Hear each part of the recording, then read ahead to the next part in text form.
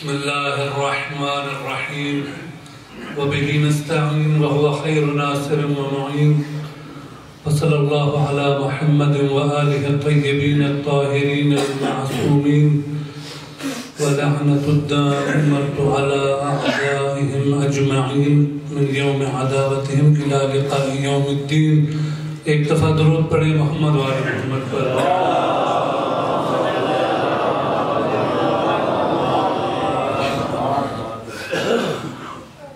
پروردگار عالم سے دعا کرتے ہیں کہ پروردگار عالم اس محفل کا جو ثواب ہے وہ بھائی حسن رضا کے روح تک انصال فرمائے اور ان کے درجات بلند فرمائے. واقعاً وہ اللہ کی رسول کی حدیث کا مصداق تھے کہ جس میں پیغمبر گرامی ارشاد فرماتے ہیں کہ المسلم من سلم المسلمون من لسانه و یدہ. اب یہاں پر اللہ کے رسول نے مسلمان کی تعریف ایک لائن میں کی ہے اور عرض کرتا رہتا ہوں کہ قرآن کی آیت ہو یا محمد و آل محمد کا کوئی فرمان تو وہ فقط ایک فرمان نہیں ہوتا بلکہ ایک میزان ہوتا ہے، ایک ترازو ہوتا ہے اور ان کی اس بات پر ہم نے اپنے آپ کو پرکھنا ہوتا ہے کہ اب آیا ہم کلام الہی اور کلام محمد و آل محمد کے مطابق ہیں یا نہیں ہیں. صرف ایک یہی روایت ہمیں بتا دے گی اگر ہم اپنے گریبانوں میں جھانکیں گے کہ ہم رسول اللہ کی نگاہ میں بھی مسلمان ہیں یا نہیں ہیں. اللہ کے رسول فرماتے ہیں کہ المسلم من سلم المسلمون من لسانه و یدہ. مسلمان وہ ہے کہ جس کی زبان اور ہاتھ سے دوسرے مسلمان محفوظ رہیں. اب یہ معیار ہے اور ہر انسان اس معیار پر اپنی ذات کو پرکھ سکتا ہے. اور جیسا عرض کیا کہ واقعا حسن بھائی کی شخصیت ایسی ہی تھی کہ ہم نے جتنا عرصہ ان کے ساتھ گزارا کہ ان کی زبان اور ہاتھ سے کسی کو تکلیف ہم نے پہنچتے ہوئے نہیں دیکھی. یہ شہید کی واقعاً خصوصیت تھی. اور اس میں ایک اور بہت گہری بات کہ اللہ کے رسول نے مسلمان کی تعریف یہ نہیں کی کہ جو زیادہ نمازیں پڑھتا ہے وہ مسلمان ہوتا ہے یا جو زیادہ روزے رکھے یا جس نے زیادہ حج کیے ہوں. عبادات کا ذکر نہیں کیا بلکہ کس کا ذکر کیا ہے؟ دو لفظوں میں معاملات کا ذکر کیا ہے. مسلمان وہ ہے کہ جس کا معاملہ ٹھیک ہوتا ہے دوسرے مسلمانوں کے ساتھ. تو ہمیں واقعاً میں یہ نہیں کہہ رہا کہ نماز کی اہمیت کم ہے یا روزے کی اہمیت کم ہے بلکہ اس حدیث کی روشنی میں معاملات کی اہمیت عبادات سے زیادہ ہے. اللہ کی عبادت میں اگر کوئی کمی رہ گئی تو پروردگار عالم غفور الرحیم ہے، بخش دے گا. لیکن اگر حقوق العباد میں اگر کوئی کمی رہ گئی تو وہ انسان خسارے میں ہے، اس دنیا میں بھی اور آخرت میں بھی. ایک دفعہ درود پڑھے محمد وآل محمد کا.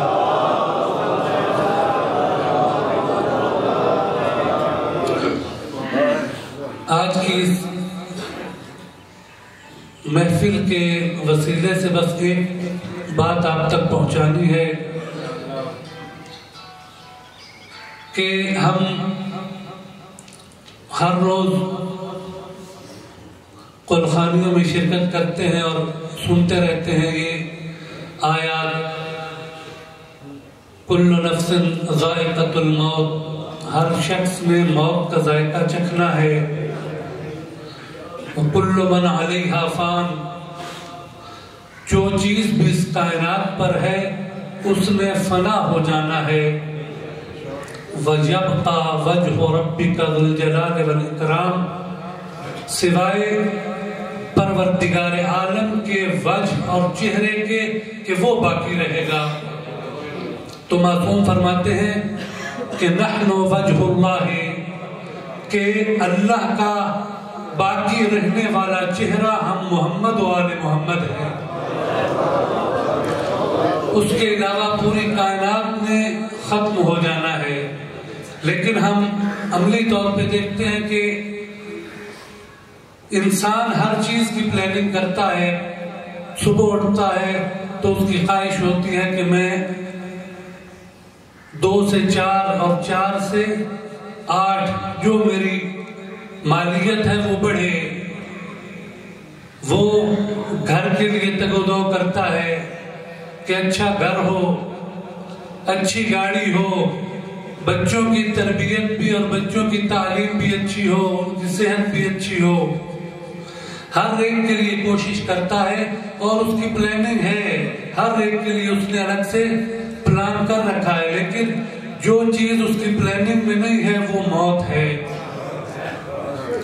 کہ جس کے لیے اس نے کبھی پلاننگ نہیں کی. لیکن روایات کی طرف جب ہم آتے ہیں، یہ ہر معصوم ان سے سوال ہوا تو ہر معصوم نے مختلف جواب دیا ہے. اور فقط معصومین کی طرف نہیں ہے اس کی نسبت، بلکہ اصحاب معصوم ان سے بھی یہ سوال ہوتا تھا. اور واقعاً ان کا جواب ہمیں ان کی عملی سیرت بتا دیتا ہے کہ اہل بیت اور محمد و آل محمد کی عملی سیرت کیا ہے. امام حسین علیہ السلام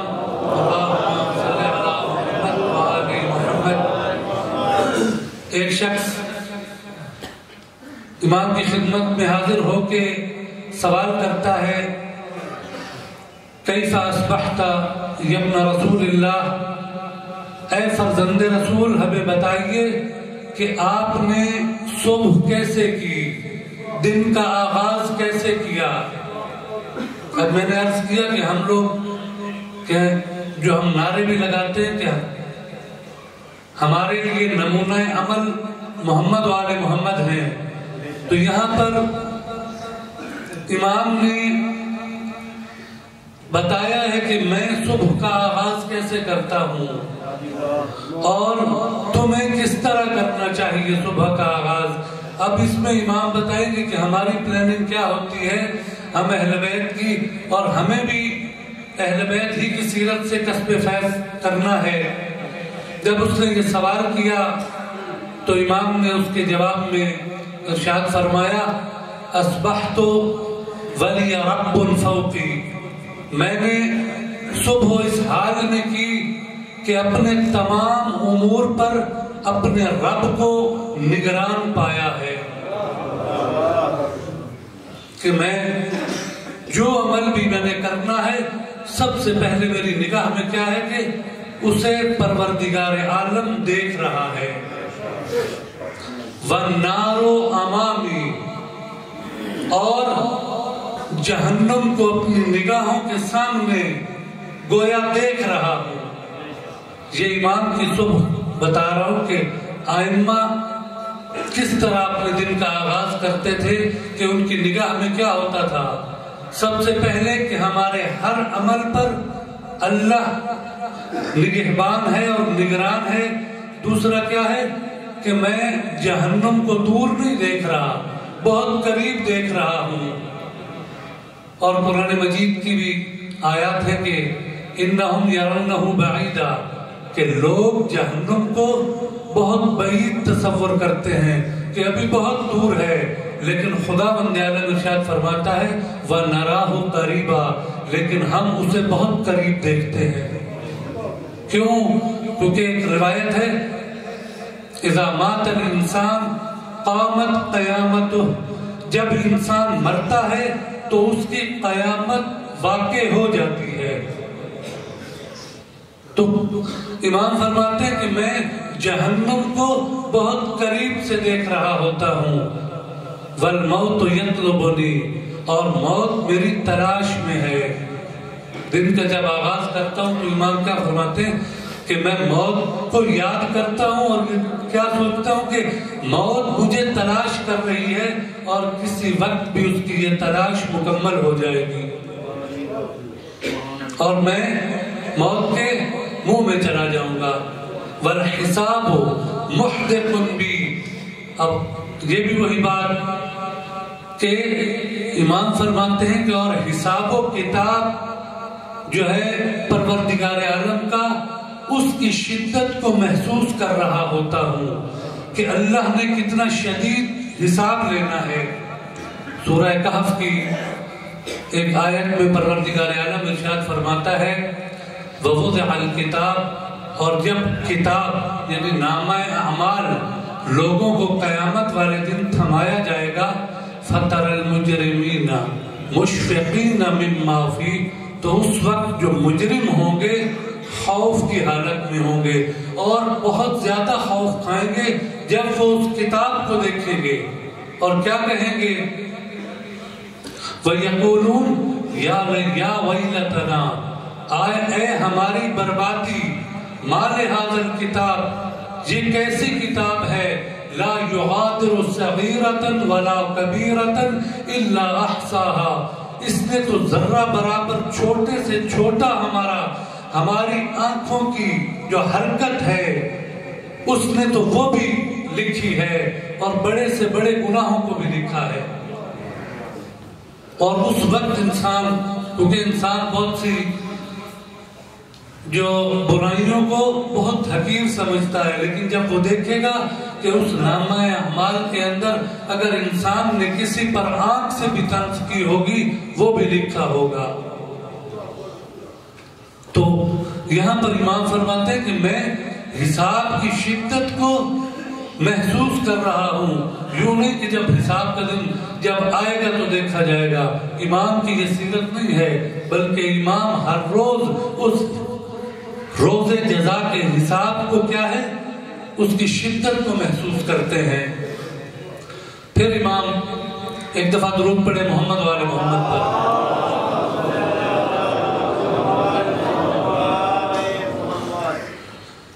اس کے بعد امام فرماتے ہیں کہ میں اس عالم میں ہوں کہ جس میں ما اجد ما احب، جسے میں پسند کرتا ہوں اسے حاصل نہیں کر سکتا۔ یہ دنیا کی حقیقت امام بتا رہے ہیں۔ انسان مصیبت کو پسند نہیں کرتا، لیکن کوئی انسان ایسا ہے جو اس مصیبت سے بچا ہو۔ پروردگار عالم نے طرح طرح کی آزمائشیں انسان کو دی ہیں۔ مولا فرماتے ہیں کہ میں چاہتا تو یہ ہوں کہ اللہ مجھے کسی امتحان سے نہ گزارے، لیکن قانون الہی ہے کہ ہر انسان نے آزمائشوں اور امتحانوں سے گزرنا ہے۔ وَلَا أَدْفَهُ مَا أَكْرَهُ، اور جسے میں پسند نہیں کرتا اسے اپنے آپ سے دور بھی نہیں کر سکتا۔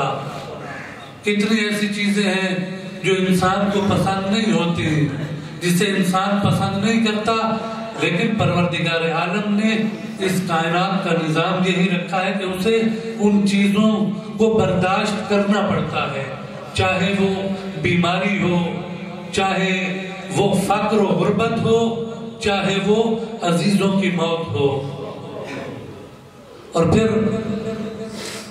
امام فرماتے ہیں کہ یہ میری ہر روز کے روٹین یہ ہے، ما افقر منی، کوئی ایسا بھی فقیر اور محتاج ہے کہ جو مجھ سے زیادہ محتاج ہو، کہ ہر لمحے اور ہر سیکنڈ میں اپنے اس نفس پر کیا ہے، میرا کوئی کنٹرول نہیں ہے۔ وَالْأُمُورُ بِيَدِ غَيْرِ، اور میرے تمام امور میرے غیر کے ہاتھ میں ہیں۔ وہ جس طرح چاہتا ہے میرے امور کو چلاتا ہے۔ اسی لیے دعائے صباح میں مولا کائنات امیر المؤمنین علیہ السلام اللہم صلی علی محمد وآل محمد کہ فرماتے ہیں کہ الہی ہذہ عظیمۃ نفسی عقلتها بعقال مشیتک واقعاً قانون دے رہے ہیں مولا کائنات. دعائے صباح جو ہر صبح مولا کائنات اٹھ کے جس کی تلاوت کرتے تھے، انتہائی خوبصورت دعا ہے. اس میں مولا فرماتے ہیں کہ اے میرے رب، میں نے اپنے نفس کی باغی، نفس کی لگام کو تیری مشیت کی رسی سے باندھ دیا ہے. اب علی کی کوئی حرکت، علی کی حرکت نہیں رہے گی. جو تیری مشیت ہوگی اسی کے مطابق علی حرکت کرے گا. علی اپنے ارادے کو دفنا چکا ہے. اب اگر کوئی حرکت کروں گا تو پروردگارہ تیرے ارادے اور تیری مشیت سے علی کا وجود حرکت کرے گا. اپنے ارادے کو دفن کر دیا. یہاں پر بھی امام فرماتے ہیں کہ الامور بید غیری، کہ میرے امور کیا ہے؟ میرے غیر کے ہاتھ میں ہے، میرے ہاتھ میں کچھ نہیں ہے. تو یہ وہ سیرت کے چند پہلو جو امام مظلوم نے ہمارے لیے بیان فرمائے ہیں کہ اگر تم صبح اٹھو تو صبح سے شام تک اس دنیا کے لیے تگ و دو نہ کرو، بلکہ اس طرح اس دنیا میں بھی رہو جیسے مولا فرماتے ہیں کہ تم نے اس دنیا کو چھوڑ کے جانا ہی نہیں ہے، لیکن آخرت کی تیاری ایسے کرو کہ اگلے لمحے مجھے موت آ جائے گی. اپنے معاملات کو اتنا رکھو، اور خود نہیں بلکہ انسان پر صرف اپنے نفس کی نہیں بلکہ قو انفسکم واہلیکم نارا. قرآن مجید کی آیت ہے کہ خود کو اور اپنے اہل و عیال کو جہنم کی آگ سے بچاؤ. یوں نہیں ہے کہ اگر بچے کی نوکری اچھی ہے، پیسے زیادہ لے کے آ رہا ہے تو بس یہ کامیاب بچہ ہے، بہت اچھا ہمیں لگتا ہے، چاہے وہ نماز نہ پڑھتا ہو، چاہے روزہ نہ رکھتا ہو. یہ کامیابی نہیں ہے. واقعی ہم نے کامیابی کے معیار تبدیل کر دیے کہ جس کے پاس پیسہ آ جائے گا، جس کی اچھی نوکری لگ جائے گی، یہ کامیاب زندگی ہے.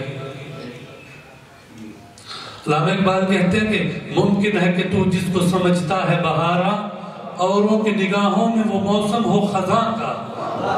جسے تو بہار سمجھ رہا ہے، اہل نظر کی نگاہ میں وہ بہار نہیں، وہ خزاں ہے. کہ پیسہ مل جائے، پیسہ آ جائے اور اللہ کے احکامات انسان سے چھوٹ جائیں. بس دو جملے مصائب کے ذکر کر کے انشاءاللہ آپ کی زحمتیں تمام کرتا ہوں. ایک دفعہ درود پڑھے محمد والے.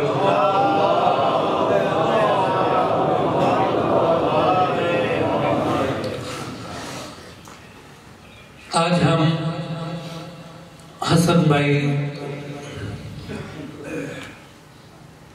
کی تعزیت ان کے بھائی کو کرنے آئے ہیں، بشارت بھائی کو. اور واقعا روایات میں بھائیوں کو دست و بازو کہا گیا ہے کہ جو انسان کی قوت ہوتے ہیں.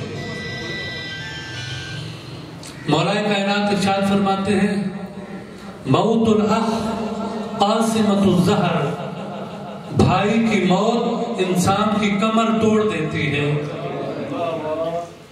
واقعا کمر وہ بھی قوت سے عبارت ہے. اس لیے امام مظلوم نے یہ جملہ اور کسی کی شہادت پر نہیں کہا، فقط اس وقت کہا ہے جب مولا عباس زین سے زمین پہ آئے ہیں. الآن انکسر ظہری، اے عباس تیرے جانے کے بعد حسین کی کمر ٹوٹ گئی ہے، حسین کا زور ختم ہو گیا ہے، قوت چلی گئی ہے، بھائی کی موت ہے.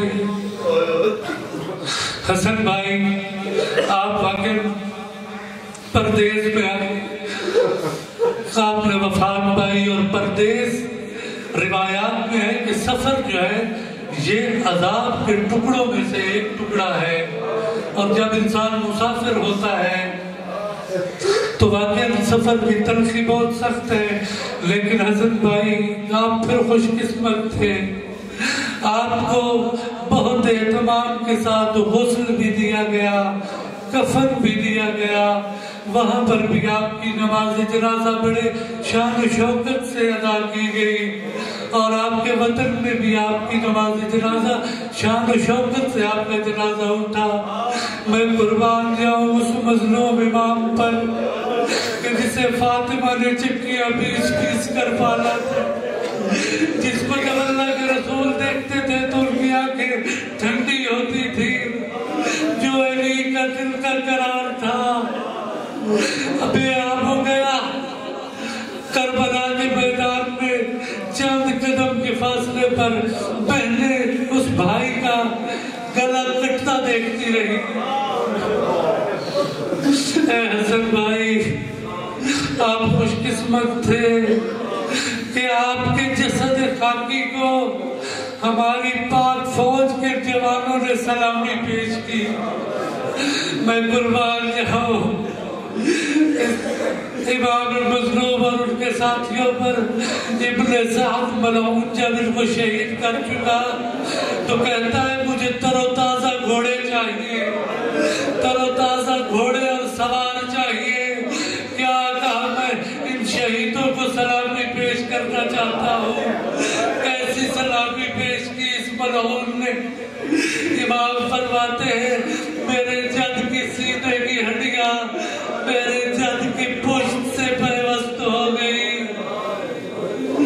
اس امام کو یہ سلامی پیش کی. اے حسن بھائی، ابھی آپ کے بچوں کے بیٹے کے سر پر دستار بڑی محبت سے سجائی جائے گی. آپ کے بچوں کو سے سارے لوگ پرسہ دینے آئے ہیں، ان کو پیار کر رہے ہیں، آپ کی تعزیت محبت سے پیش کر رہے ہیں. ہائے سکینہ کہ جس کے بابا کی تعزیت اسے تماچوں کی صورت میں پیش کی گئی، اس کے گوشوارے اتار کے اس کے تعزیت پیش کی. الا لعنت اللہ علی قوم الظالمین وسيعلم الذين ظلموا أي منقلب ينقلبون. پروردگارا تجھے اپنی عزت و جلال کا واسطہ، محمد اور ان کی پاک آل کا واسطہ میرے اللہ حسن بھائی کے درجات میں بلندی عطا فرما، ان کے صغیرہ و کبیرہ گناہوں سے درگزر فرما. پروردگارہ انہیں جنت الفردوس میں اعلیٰ مقام نصیب فرما. پروردگارہ پسماندگان کو صبر جمیل عطا فرما. پروردگارہ جتنے حاضرین جہاں موجود ہیں ان کے جتنے بھی مرحومین اس دنیا سے چلے گئے ان کی مغفرت فرما، اعلیٰ علیین میں جگہ عطا فرما. ان کے قبور کو محمد و آل محمد کے نور سے منور فرما. پروردگارہ تجھے اپنی عزت و جلال کا واسطہ ہمارے 12ویں آقا کے ظہور میں تعجیل فرما، ہمیں ان کے امان و انصار میں شامل فرما. اللہم صلی علی محمد و آل محمد.